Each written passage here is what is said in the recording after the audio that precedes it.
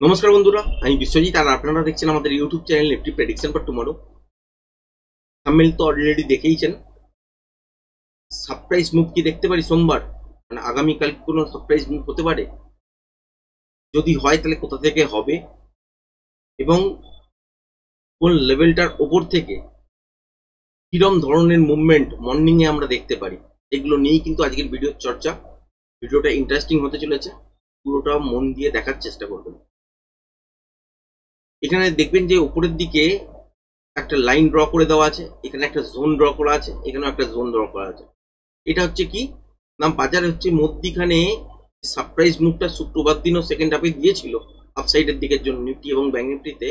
সেটা হচ্ছে 24,743-এ গিয়ে বন্ধ হয়েছে। তার আগে যদি সুইং হাই দেখেন তাহলে সেটা হচ্ছে 24,840-এর কাছাকাছি। তলায় সুইং লো যদি দেখেন তাহলে সেটা হচ্ছে 24,630-20 এই জোনটার কাছাকাছি। তাহলে এর মধ্যিখানে যেহেতু আছে, বাজার কি হতে পারে? এখানে বাজারের মধ্যে যদি কোনো কারণে দেখি যে গ্যাপ আপ ওপেনিং হয়েছে কিন্তু এই সুইংটাকে আর ব্রেক করে হয়নি, এর তলাতেই কোনো একটা জায়গায় গ্যাপ আপ হয়েছে, উপরে যাওয়ার চেষ্টা করেছে, ফেল হয়েছে, আবার তলার দিকে আসছে, আবার উপরে যাওয়ার চেষ্টা করেছে, ফেল হয়েছে, আবার তলার দিকে এসছে, আবার উপরে যাওয়ার চেষ্টা করছে। যদি দেখেন যে এইরকম করে বারবার ফেল হচ্ছে, আলটিমেট ইন্টারডেতে যে সুইং লোটা আছে সেটা যদি ব্রেক করে তাহলে এখান থেকে কিন্তু সেল অফ চলে আসবে তলার দিকের জন্য। এবং সেই অনুযায়ী যদি দেখেন তাহলে কিন্তু বাজারের মধ্যে মর্নিং এ একটা স্ক্যাল্পিং আকারে সেল অফ আপনারা দেখবেন। এবং সেক্ষেত্রে কিরম ধরনের মুভমেন্ট ক্যাপচার করবেন? যতক্ষণ পর্যন্ত এই রেঞ্জটার মধ্যে যতক্ষণ পর্যন্ত মোমেন্টাম থাকবে ততক্ষণ পর্যন্তই হোল্ড করা যাবে। এবার যদি দেখেন যে গ্যাপ আপের সঙ্গে খুলেছে কোনো কারণে, ঠিক এই রেঞ্জটার উপরে গ্যাপ আপ হয়েছে, হবার পর দেখলেন যে তলার দিকের জন্য রিটেস্ট হয়েছে, মানে ছোটখাটো রেটের ডিপ নিয়েছে, তারপর দেখলেন উপরে যাবার চেষ্টা করেছে, তারপরে দেখলেন আবারও একটা রিটেস্ট করেছে, কিন্তু এই রেঞ্জটাকে ব্রেক করে সাস্টেন করছে, যেটা হচ্ছে 24,840। তাহলে কিন্তু এই মুভটা তলার দিকে হবে না, এই মুভটা কিন্তু আপসাইডের দিকের জন্য মুভমেন্ট করতে শুরু করবে। এবার মর্নিং এর দিকে কি থাকে, যে মোমেন্টাম থাকে, তো মোমেন্টামটাকেই ট্রেড করতে হয়।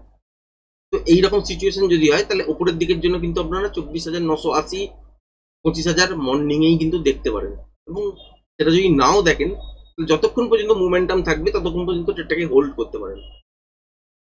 আর এই লেভেলটার উপরে যদি সাস্টেন করতে শুরু করে মর্নিং থেকে, তারপর যদি একটা মোটামুটি 25,000-এর কাছাকাছি পর্যন্ত একটা মুভমেন্ট মর্নিং এই দেখতে পাওয়া যায়, তারপর যদি কন্টিনিউশন প্যাটার্ন হয়, সারপ্রাইজ মুভ কিন্তু হবে।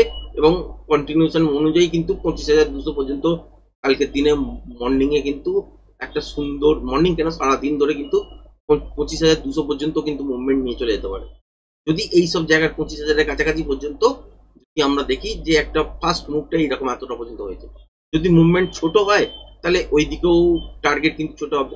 সেক্ষেত্রে 25,000, 25,080, 100 কাছাকাছি পর্যন্ত হতে পারে যদি কন্টিনিউশন বাড়ানো হয়।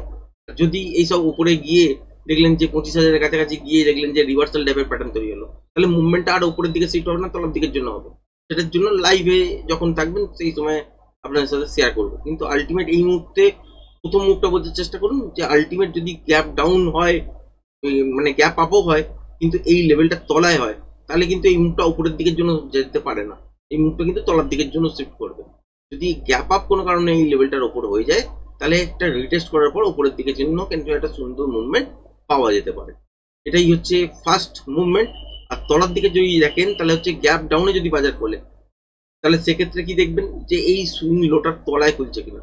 যদি আগে খুলে যায়, যদি দেখলেন যে আগে গ্যাপ ডাউন হলো, বাউন্স করলো বা তলার দিকের জন্যই আসার চেষ্টা করলো কিন্তু সুইং লো আর ব্রেক করলো না, তারপরে দেখলেন আবার উপরে যাওয়ার চেষ্টা করলো কিন্তু আর উপরের দিকেও যেতে পারলো না, আবার তলার দিকের জন্য মুভ হলো, তলার দিকে আর সুইং লো ব্রেক করতে পারলো না, তখন কি দেখবেন যে আলটিমেট কি হবে, যে বারবার এরকম করার পর কি হবে যে এই সব জায়গায় কিন্তু স্ট্রেংথ যেটা আছে তলার দিকে আসার জন্য, যে স্ট্রেংথটা সেটা কিন্তু বারবার যদি রিজেকশন হয়, এখান থেকে কিন্তু মুভটা তলায় শিফট আর করবে না, উপরের দিকের জন্য মুভমেন্ট কিন্তু করতে শুরু করবে।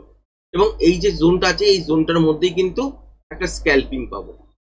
এইটাই যদি দেখা যায় যে আলটিমেট এই তলায় গ্যাপ ডাউন হয়ে গেছে, এই লেভেলটার তলায় গ্যাপ ডাউন হয়ে গেছে এবং একটা উপরের দিকের জন্য বাউন্স করেছে, বাউন্স করার জোন পর তলার দিকের জন্য আবার এসছে, আসার পর রিটেস্ট করেছে, করার পর কিন্তু যদি দেখেন যে তলাতেই সাস্টেন করছে, আলটিমেট এই মুভটা উপরে নয়, এই মুভটা কিন্তু তলার দিকের জন্য শিফট হয়ে যাবে। এবার মর্নিং এর মুভমেন্ট এই জন্য কি হবে, যে যতক্ষণ মোমেন্টাম থাকবে ততক্ষণ পর্যন্ত ট্রেডটাকে কিন্তু হোল্ড করা যেতে পারে। মোমেন্টাম যেখানে গিয়ে লস হবে সেখানে গিয়ে একবার এক্সিট করতে হবে। তারপর কি দেখতে হবে সারাদিন ধরে প্যাটার্ন বাজারের মধ্যে কি তৈরি হচ্ছে, তারপরে নেক্সট ট্রেড কিন্তু তৈরি হবে। এবার হচ্ছে ব্যাংক নিফটির যদি কথা বলেন, ব্যাংক নিফটির চার্টটা আগে ফার্স্ট ওপেন করি।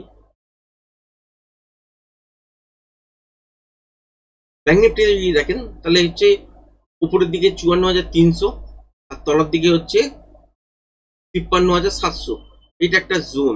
এর মধ্যখানে বন্ধ করেছে 54,098, মানে 100-র কাছাকাছি।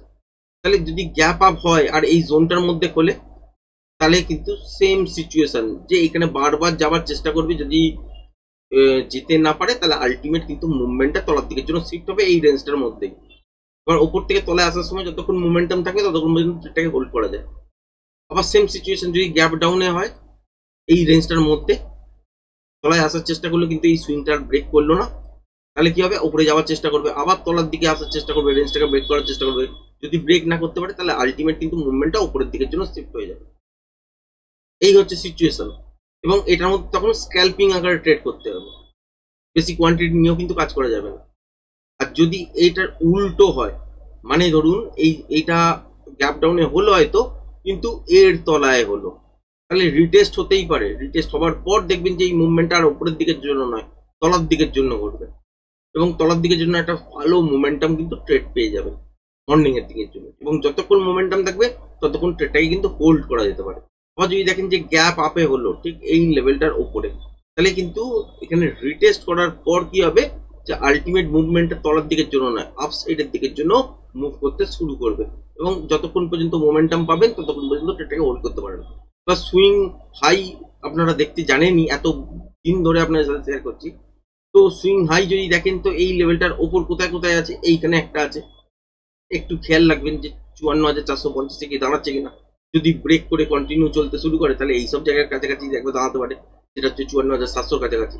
আবার যদি তলার দিকে গ্যাপ ডাউনের সঙ্গে করলে এই রেঞ্জটার মধ্যে, তাহলে এই রেঞ্জটাকে ব্রেক করছে কিনা দেখবেন। মানে তলা থেকে যখন এইটা ব্রেক করছে এখানে সেল অফ তো আসছেই 53,710-এর তলায়, 720 তলায় সেল অফ তো আসছে, কিন্তু এইখানে একটা সুইং লো আছে, সেটা হচ্ছে 53,567, এখানে দাঁড়াচ্ছে কিনা দেখবেন। যদি ব্রেক করে দেয় তাহলে তলার দিকের জন্য মুভমেন্টটা স্টেবল হয়ে যাবে, যদি দাঁড়িয়ে যায় তাহলে এখানে গিয়ে একবার প্রফিট বুক করবে। এই হচ্ছে সিচুয়েশন। মর্নিং এর ট্রেডটা আপনাদের সাথে শেয়ার করে দিলাম। সেকেন্ড হাফের ট্রেডটা বাজার কি রিয়াকশন দেবে, প্যাটার্ন কি তৈরি হবে, সেটা তো এখন যতক্ষণ না আপনি ইন্টারডেতে প্রেস প্রাইস অ্যাকশন দেখছেন ততক্ষণ পর্যন্ত বলা সম্ভব নয়, কারণ প্রাইস অ্যাকশনের ওপরই তো আপনাকে সেই প্যাটার্ন অনুযায়ী ট্রেডের বলতে হবে যে অ্যাকচুয়ালি কি হচ্ছে। এখানে নর্মালি আমি বলতেই পারি যে এখানে যদি কন্টিনিউশন প্যাটার্ন হয় আরো তলায় যাবে, যদি রিভার্সাল প্যাটার্ন হয় এখান থেকে উপরের দিকের জন্য যাবে, আবার এইখানে যদি কন্টিনিউশন প্যাটার্ন হয় তাহলে আরো উপরে যাবে, যদি রিভার্সাল প্যাটার্ন হয় তাহলে আরো তলার দিকে আসবে। এবার ইন্টারডেতে যখন এই প্রাইস অ্যাকশন অনুযায়ী যেরকম যেরকম চার্ট তৈরি হবে সেই অনুযায়ী প্রজেকশন লেভেল তৈরি হবে, এবং প্রজেকশন লেভেল ড্র করার পরই আপনি বুঝতে পারবেন যে পিয়ার জেড লেভেল কোথায় দাঁড়াচ্ছে, সেই পিয়ার জেড লেভেল অনুযায়ী টার্গেট হবে এবং সেই অনুযায়ী ট্রেড করতে পারবে। এই হচ্ছে সেট আপ।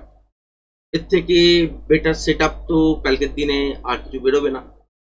এবার চান্সেস কি আছে, চান্সেস হচ্ছে তলার দিকে আসার চান্সেস কম, এখান থেকে আপসাইডের দিকের জন্য মুভমেন্ট করা কিন্তু শুরু হতে পারে, কারণ এটা রিভার্সালের মতনই কিন্তু সিচুয়েশনটা তৈরি হয়ে আছে।